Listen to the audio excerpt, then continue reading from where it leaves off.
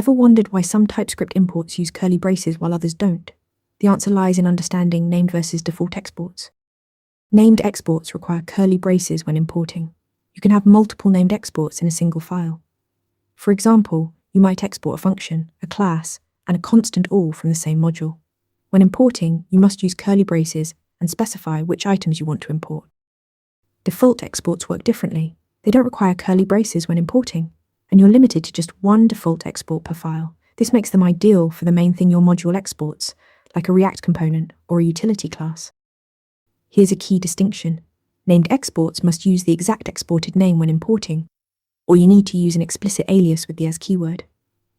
Default exports, however, can be imported with any name you choose, giving you complete flexibility. Let's see both in action.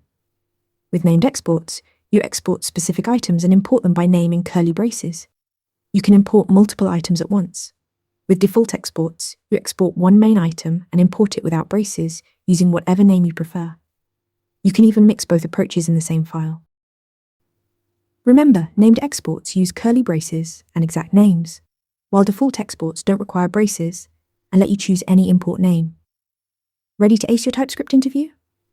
Subscribe for more quick tutorials. Ready to practice for your next interview? Interview Mentor lets you answer real questions just like this one. After each answer, you get a detailed grade and personalized tips to improve. Watch your scores climb as you keep practicing.